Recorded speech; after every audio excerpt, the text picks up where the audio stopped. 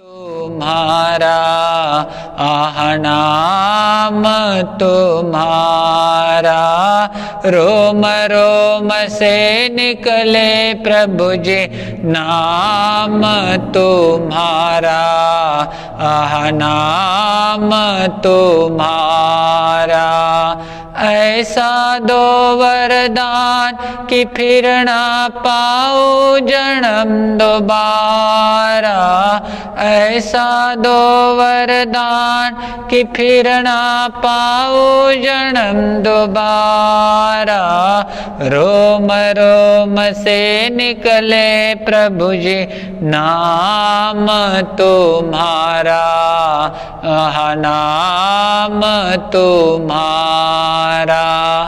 कोई न खाली जाए तेरे दर से प्रभु जी, कोई न खाली जाए तेरे दर से प्रभु जी।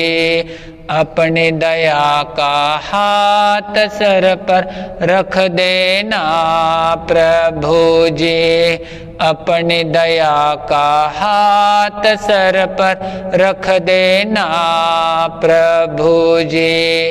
तेरे दर पर आए हम पाने द्वार तुम्हारा, रोम रोम से निकले प्रभु जी नाम तुम्हारा, आह नाम तुम्हारा। ऐसा दो वरदान कि फिर ना पाओ जन्म दोबारा, रोम रोम से निकले प्रभु जी नाम तुम्हारा, आह नाम तुम्हारा।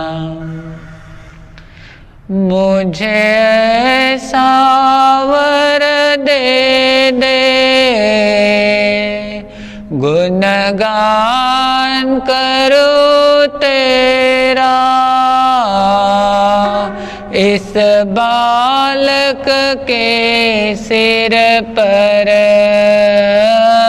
प्रभु हाथ रहे तेरा, गुरु हाथ रहे तेरा।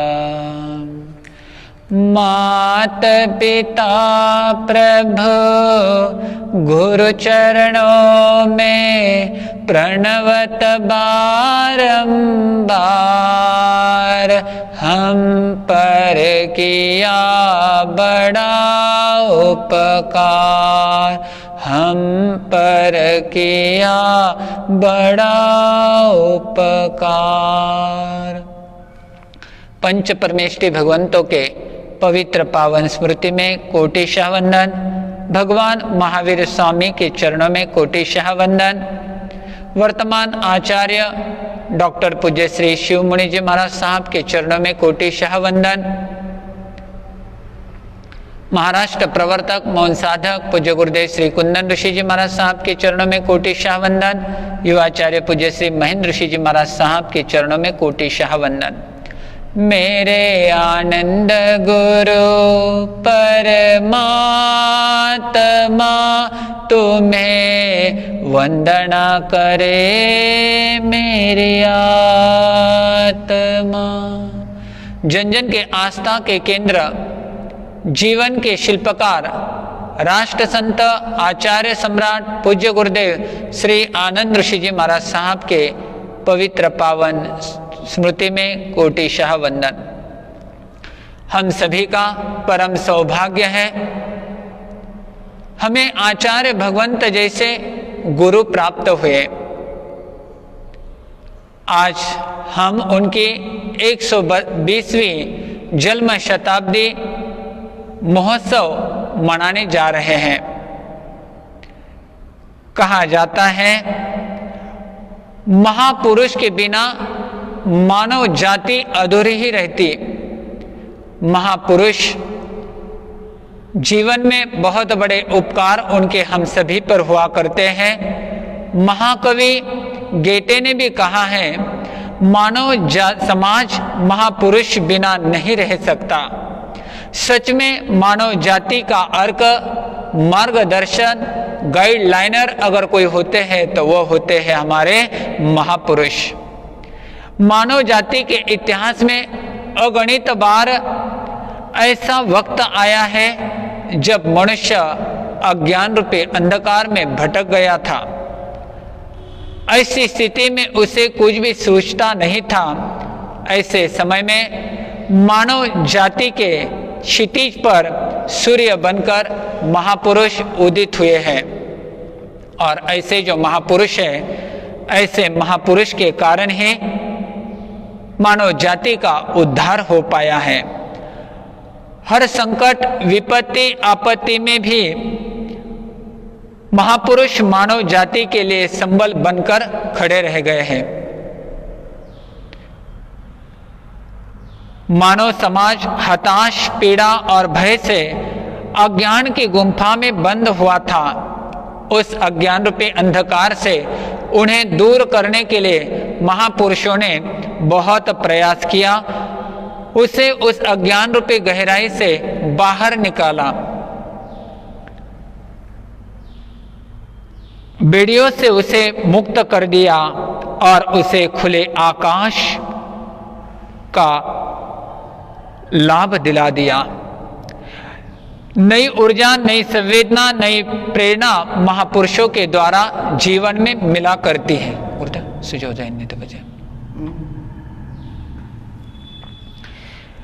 महापुरुष इस धरती पर वसंत बनकर आए थे। निराशा और हताशापूर्ण वातावरण में समाज में नई उमंग, नई चेतना भरने का कार्य, उत्साह भरने का कार्य महापुरुष ने किया है। मानव समाज को श्रेष्ठतम बनाने का कार्य महापुरुष अपने जीवन में किया करते हैं। महापुरुषों के भीतर में प्रेम, करुणा और वात्सल्य भरा हुआ रहता है। वे किसी संप्रदाय के नहीं होते, वे सबके होते हैं। किसी जाति, पंथ या संप्रदाय के महापुरुष नहीं होते हैं, तो वह सभी के हुआ करते हैं। कहते हैं महापुरुष तक पहुंचना है तो पूजा अर्चा की जरूरत नहीं है।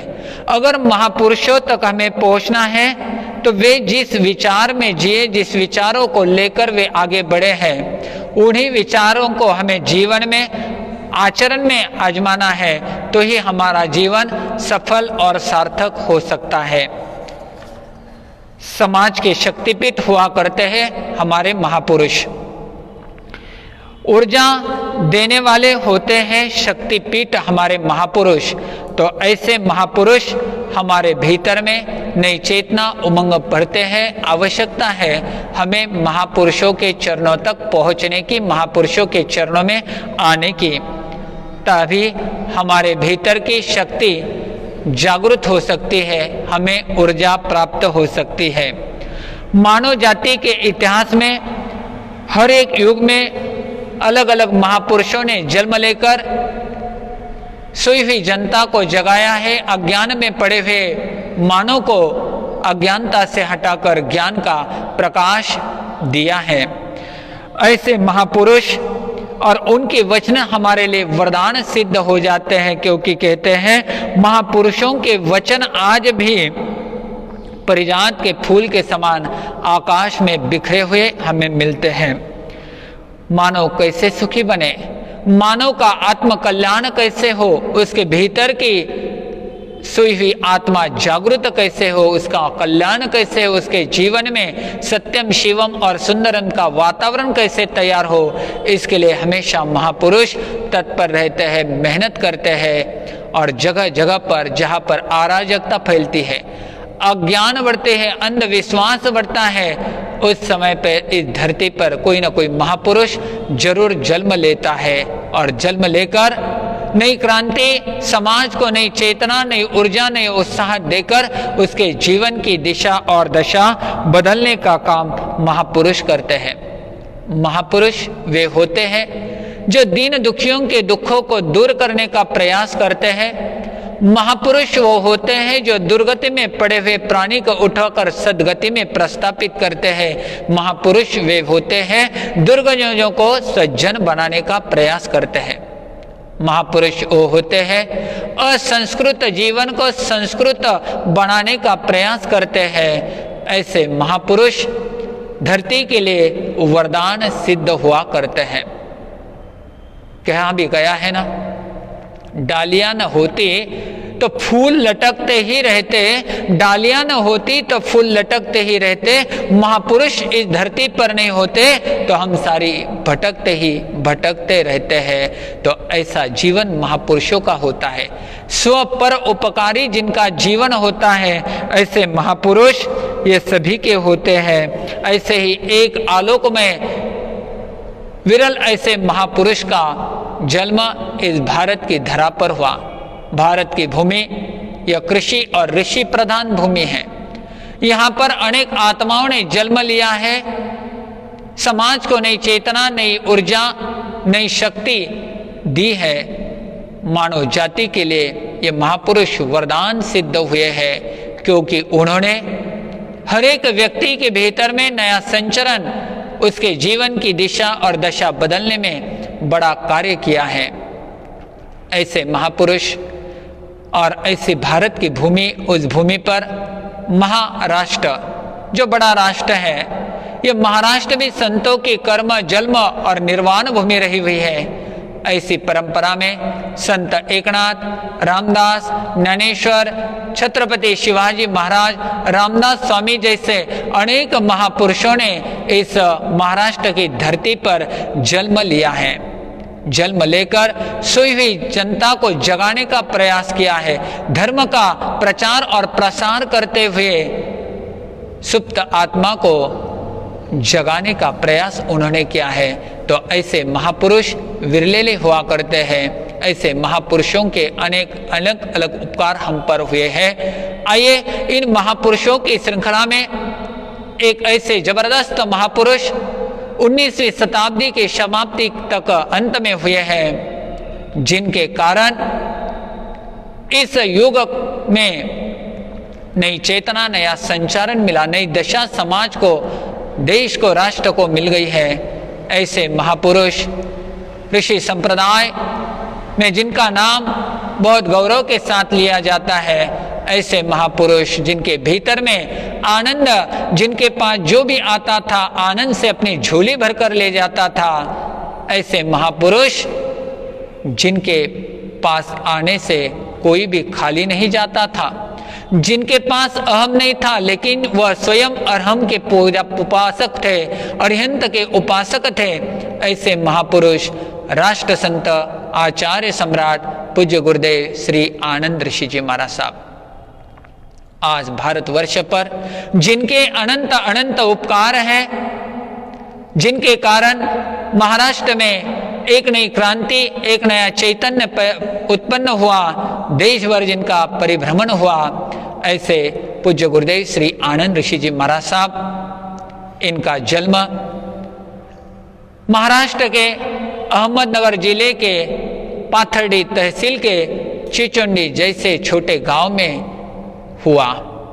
गुगले परिवार का यह होनहार बालक पिताजी देवीचंद जी और माता हुलसा देवी दोनों ही धर्मनिष्ठ, सुश्रावक, श्रुश्राविका, धर्म के प्रति आस्था, निष्ठा और साधु संतों की सेवा में जो हमेशा आगेवान रहते, ऐसा यह सुसंस्कारी सदाचारी परिवार कहते हैं। ऐसे परिवार में सन 1900 में श्रावण शुद्ध प्रतिपदा 1 में नेमी कुमार का जन्म हुआ है। बचपन से ही लोग उसे गोटीराम के नाम से भी पुकारते थे। शरीर प्रकृति अच्छी, साथ ही साथ आभामंडल अच्छा, साथ ही साथ वह बालक होनहार बालक, होनहार बालक के जो लक्षण होने चाहिए वो लक्षण उसके भीतर में थे। हमेशा चेहरे पर हास्य, मुस्कुराहट, साथ ही साथ वह बालक जैसे ही उसका जन्म हुआ, श्रावण का महीना वो चल रहा है और उस महीने में किसान अपने खेती के लिए सवेरे जल्दी उठकर तैयारी कर रहे हैं। सुंदर सा पक्षियों का आवाज आ रहा है, कोकिला गा रही है। ऐसे सुंदर और मनोहर ऐसे वातावरण में शुद्ध हवा का संचरण हुआ है और उस शुभ घड़ी में निमि कुमार का जन्म हुलसा माता की कुक्षी से हुआ है। घर में शहनाइयां बजने लग गई है, आनंद का वातावरण आ गया है, घर में दीपक आ गया है। और ऐसा दीपक आया है क्योंकि होनहार पैर कहते हैं मुलाचे पाए पालने दिस्तात, उसी के अनुसार, उस सुक्ति के अनुसार होनहार बालक के आ जाते हैं। वह बालक बहुत ही सुंदर प्रतिभा संपन्न, बचपन में ही एक एक उसकी क्रिया ऐसे लगती थी मानो भविष्य में यह एक महापुरुष बन जाएगा। बच्चा थोड़ा थोड़ा आगे बढ़ रहा है, उम्र बढ़ रही है, माता बच्चे को अच्छे संस्कार दे रही है। पिताजी, एक भाई नेमीचंद जी, एक बहन, इतना छोटा ऐसा ये परिवार, और उस परिवार में लाड़ प्यार के साथ में गोटेराम की जीवन यात्रा आगे बढ़ रही है। माँ ने बचपन में ही बहुत अच्छे संस्कार देना चालू किया है, क्योंकि कहते हैं संस्कारी माता पिता के पुत्र और पुत्रियां भी संस्कारी हुआ करती है। बड़ों का आचरण छोटे करते हैं, उसी प्रकार यह माता पहले से धर्मनिष्ठ माता, और कहते हैं बच्चे की पहली पाठशाला अगर कोई हुआ करती है तो वह है माँ की गोद। माँ बच्चे की पहली टीचर हुआ करती है, अध्यापिका हुआ करती है। माँ ने देखा कि जीवन में संस्कार सबसे महत्वपूर्ण हुआ करते हैं। संस्कार है तो जीवन है, संस्कार नहीं तो मनुष्य का जीवन और पशु का जीवन, इसमें कोई अंतर नहीं है। जीवन की सही संपत्ति, धन, वैभव अगर कोई है तो वह एकमात्र है संस्कार, और वह संस्कार देने का समय अगर कोई है तो वह है बाल्यावस्था, बचपन। बचपन में दिए हुए संस्कार अमिट हुआ करते हैं। और उस माता ने प्रेरणा दी, रात को सोते समय नवकार मंत्र सुनाती थी, उठने के बाद नवकार मंत्र का स्मरण, भक्तामर आदि पढ़ना, समय समय पर धार्मिक चिंतन, वातावरण, और कहते हैं सब शिक्षा देते देते नेमी कुमार आगे बढ़ रहा है। स्कूल में जाने की तैयारियां धीरे धीरे हो रही है। अब माँ ने देखा था कि बच्चा बचपन में ही संस्कार को अच्छी तरह से धारण कर सकता है, इसलिए बार बार जहां गलती हुआ करती थी वहां पर माँ उसे बड़े प्यार के साथ समझाकर, धर्म का मर्म समझाते हुए अच्छी तरह संस्कार का बीजारोपण करती थी। क्योंकि कहा जाता है मिट्टी का गोला है, गीला है, उसे चाहे वैसा आकार दो, चाहे वैसे बर्तन, अलग अलग आकृतियां प्रकृतियां व्यक्ति बना सकता है। उसी प्रकार बाल्यावस्था अर्थात एक छोटा सा पौधा, अगर माली उसकी देखभाल अच्छी तरह से करता है, उसको पानी, खत आदि समय पर डालता है, उसकी देखभाल अच्छी तरह करता है, तो निश्चित वह वृक्ष, महावृक्ष बन सकता है। इसीलिए कहते हैं बचपन के संस्कार बचपन तक चलते हैं, और माँ ने संस्कार की ओर ध्यान दिया। लेकिन आज का जमाना इससे विपरीत दिखाई देता है।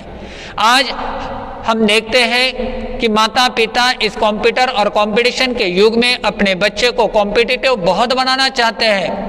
उसके लिए न जाने कितने कितने प्रकार के स्कूल और कितने कितने प्रकार के क्लास लगाते हैं। अच्छे से अच्छे स्कूल हमारे बच्चे के लिए चाहिए, अच्छे से अच्छे क्लास उसके होने चाहिए। ये क्लास लगाओ, वो क्लास लगाओ, डांस का क्लास है, स्विमिंग का क्लास है, न जाने गिटार आदि का क्लास है, न जाने कितने क्लास लगाने की उनके मन में भावना होती है। लेकिन मैं पूछूंगा आप सभी से, क्या आपने कभी विचार किया मेरा बच्चा धार्मिक शिक्षा में आगे बढ़े, इसलिए मुझे धार्मिक पाठशाला में भेजना है, धार्मिक शिविरों का आयोजन होता है वहां पर भेजना है, गांव में कई संत सत्या विराजमान है तो उनके पास शिक्षा लेने के लिए, संस्कार लेने के लिए भेजना है? इसका हमें चिंतन करना बहुत जरूरी है। और आज हम देखते हैं संस्कार की तरफ माता पिता का ध्यान नहीं है, ध्यान है बच्चों के कॉम्पिटिटिव एग्जाम की ओर। हमारा बच्चा ऑलराउंडर कैसे बने, भौतिकता के वातावरण में आगे कैसे बने, लेकिन जब तक आध्यात्मिक टच उसे नहीं होगा तब तक बच्चे का सर्वांगीण विकास नहीं होगा। एक संस्कार शब्द अगर बच्चे के डायरेक्टरी में से निकल कर आया तो समझ लेना उसका जीवन अधूरा है। भौतिक पढ़ाई जितनी महत्वपूर्ण है उतने ही महत्वपूर्ण धार्मिक शिक्षा और उसके साथ संस्कार हुआ करते हैं। यह माँ हुलसा उस जमाने में मानती थी, जानती थी और स्वयं ऐसे संस्कार अपने बालक नेमी कुमार को वह दिया करती थी, बाकी बच्चों को दिया करती थी। ऐसे संस्कार पूर्ण वातावरण में बड़े प्यार के साथ में उसकी जीवन यात्रा आगे आगे बढ़ती जा रही है।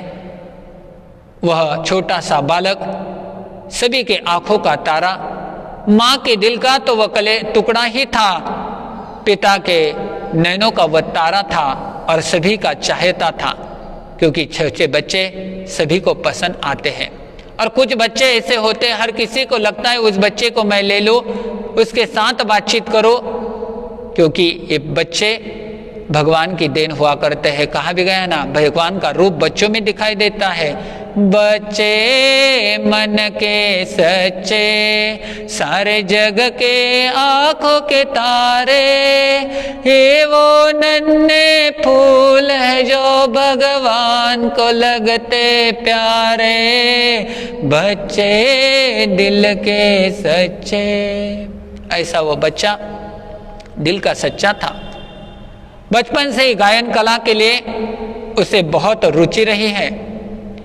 खेलना कूदना कम, लेकिन संत समागम अधिक करना, धार्मिक क्रिया में रुचि, धर्म साधना आराधना में विशेष अभिरुचि, ऐसी प्रतिभा संपन्न वह बालक सबके आंखों का तारा बन गया है।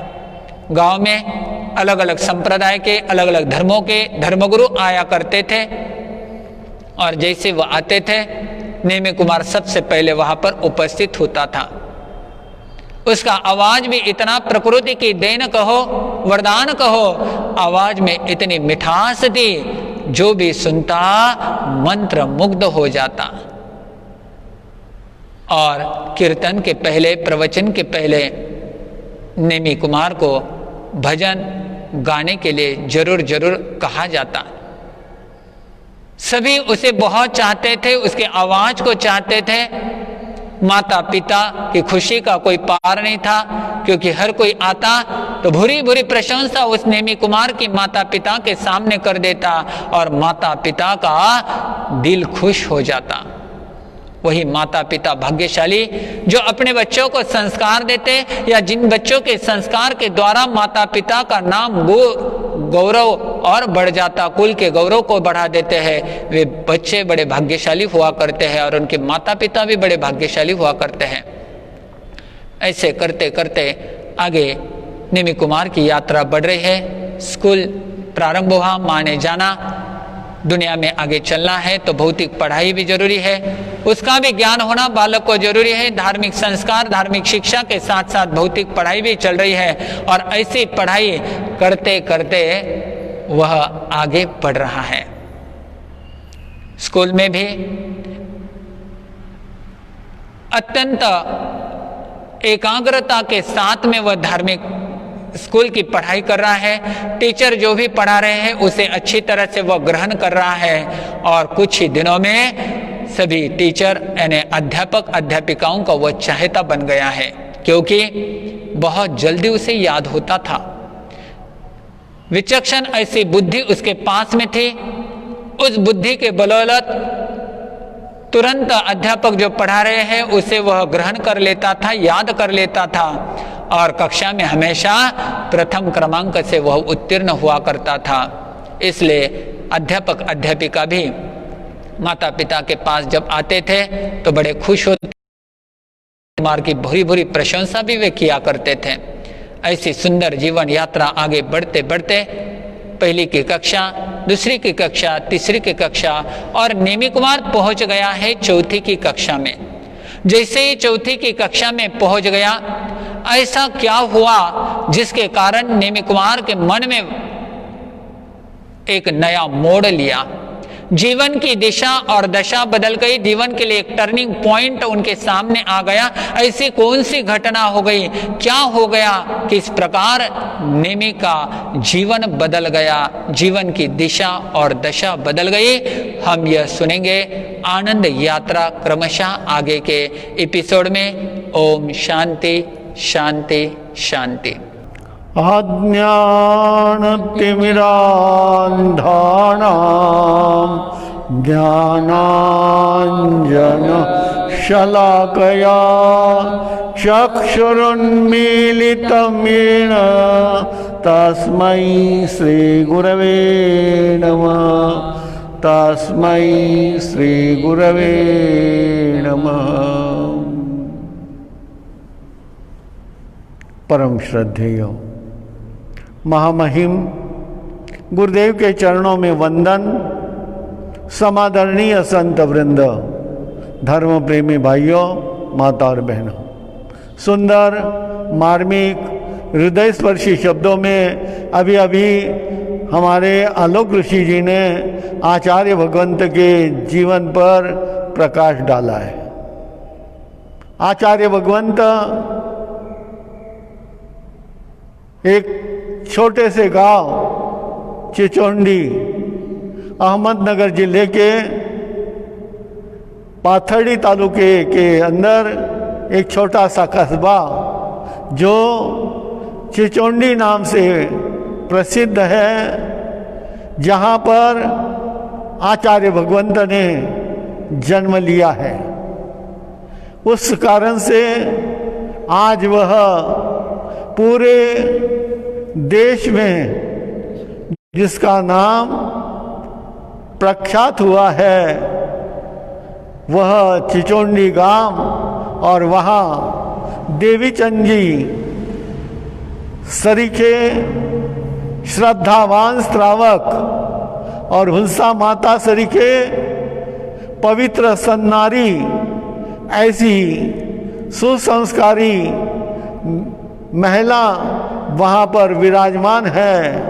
और उन्हीं के कुक्षी से जिनका जन्म हुआ, छोटा सा वह बालक अभी अभी आप लोग सुन रहे थे। माता पिता जिसके जन्म लेने के लिए जन्मते ही उस बालक को देख करके बहुत बहुत प्रसन्न हो रहे थे, क्योंकि कहा गया है छोटा सा बालक यदि वह पुण्यशाली है, वह यदि होनहार है तो आगे जाकर के कुछ करने वाला है। इसी दृष्टि से उसका पुण्य ही उस घर के अंदर यानी जन्मते ही अपने आप क्या हो गया है, भावना के अंदर बड़ा परिवर्तन आने लग गया है, बदल आने लग गया है, मर्यादा की भावना जागृत हो रही है और साथ ही साथ घर के अंदर हर दृष्टि से विकास ही विकास होने लग गया है। ऐसी परिस्थिति वहाँ पर उपस्थित हुई थी और कहते हैं कि वह बालक जिस दिन जन्म को आया है उसी दिन से यानी उन परिवार के अंदर एक हर एक के अंदर धर्म के प्रति आस्था, श्रद्धा, निष्ठा निरंतर बढ़ने लग गई है और सोचने लगे हैं कि हमारे जीवन के अंदर भी कुछ न कुछ मर्यादा होनी चाहिए और नियम होने चाहिए। इसी दृष्टि से हर एक के मन में यह भावना जागृत हुई है। तो ऐसे समय में उस बालक का जन्म हुआ है। वह छोटा सा बालक अभी अभी सुन रहे थे आप कि पुत्र का पांव पालने में ही दिखते हैं, अर्थात उस बच्चे को देख करके, उसकी पुनवानी को देख करके हर एक आत्माएं अपने आप क्या हो जाती थी, प्रसन्न हो जाती थी। जो भी व्यक्ति आता उस बच्चे को देख करके सोचने लग जाता कि यह बच्चा न मालूम कोई देव कुमार तो नहीं है, यानी इतना सुंदर दिखने में वह बच्चा था। उस बच्चे के देख करके ही सभी लोग प्रसन्न होते थे और सोचते थे कि जरूर यह होनहार बालक आगे जाकर के कुछ न कुछ बने और वह हो सकता है कि हमारा गांव का प्रमुख बने, देश का प्रमुख बने, वह राष्ट्र का प्रमुख बने। वह धर्म का यानी आगे बढ़े, धर्म को लेकर के आगे बढ़े, ऐसी ऐसी भावनाएं उन लोगों के अंदर भी जागृत हो जाती थी देख करके, क्योंकि बच्चे को देख करके ही बहुत कुछ यानी परखा जा सकता है। तो हर व्यक्ति उस बच्चे को देख देख करके ही प्रसन्न होते थे और आगे जा करके वह बच्चा क्या बनता है, कैसे बनता है, क्योंकि उन्होंने उनको अपनी माता कैसे संस्कारी बनाती है, क्योंकि माँ के हाथ में बहुत कुछ होता है।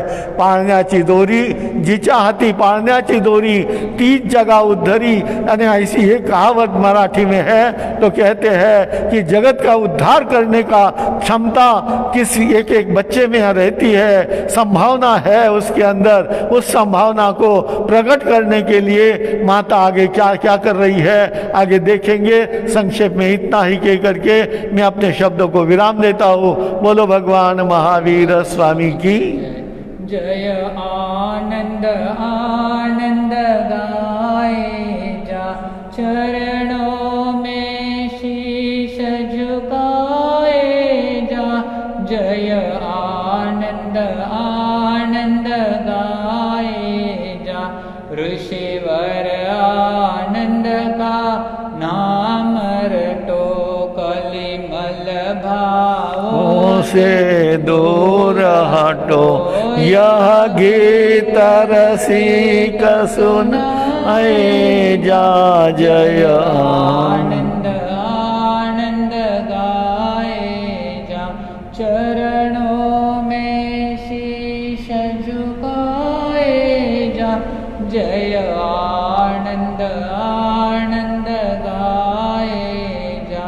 बोलिए आचार्य भगवंत की जय। आज के पचकान, आज का एकासन। एकासन गुरुदेव क्या योगेश्वर एकासनम बचकामी दिव्यम विहार वनत्न ओगनम सत्सागरणम मोत्रगणम सवस्मयोद्यानम ओश्रे ओश्रे।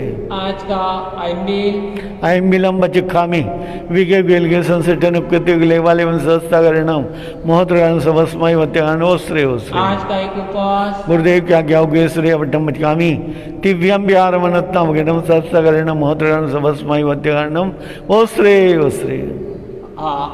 तपस्या करने वाले को धन्यवाद, आगे के भाव रखने वाले को धन्यवाद। आइए आज के सामूहिक प्रत्याख्यान। आज अ यानी अननस नहीं खाना, अनार नहीं खाना और अंजीर नहीं खाना, और आनंद गुरुवे नमः की एक एक माला आज जरूर फेरना। ऐसे पचकान प्रवर्तक भगवान के मुखारविंद। तस् अंते बड़िकमामी निंदामी गरियामी ओश्रे ओश्रे। मंगल पाठ।